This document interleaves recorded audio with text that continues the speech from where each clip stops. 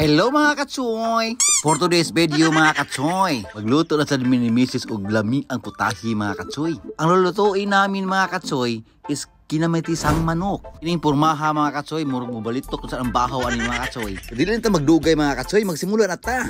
Ngayon nasindihan ng kalan, ibutang dayon kaldero. Kapag uminit na, lagyan dayon ng olive oil. Usa pa may dugayan Kapag uminit na yung oil, ilagay dayon ang luya.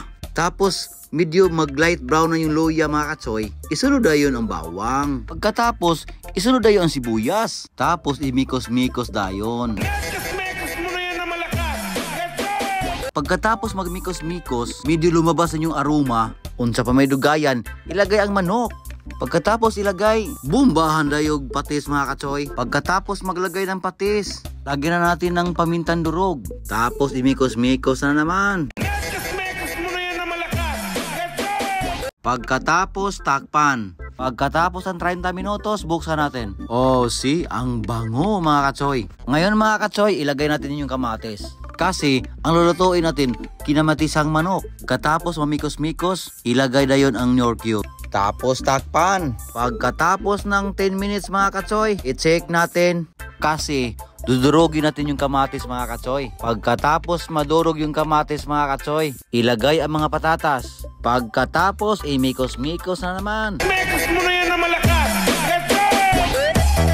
Pagkatapos magmikos-mikos, butangan dayo asin mga katsoy. Tapos pamintang buo at saka magic sarap.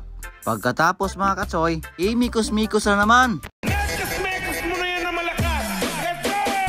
Pagkatapos imikos-mikos, takpan mga katsoy. Pagkatapos ng 5 minutes mga katsoy, i-check natin. Astang lami agbaho mga katsoy. Pagkatapos nito, isunod ang Baguio beans.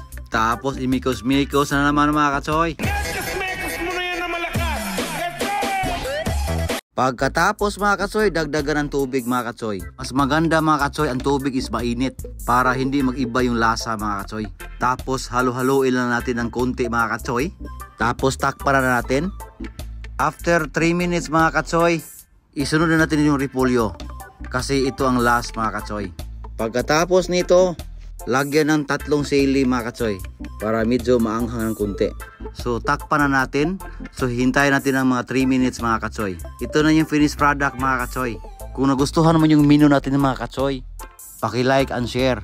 Paki-follow na lang para updated ka kung mayroon kong mga bagong i-upload. At saka paki-comment lang mga katsoy kung taga saan ka para malaman ko din kung saan umabot yung video ko mga katsoy. Thank you for watching mga katsoy. Hasta la vista mga katsoy.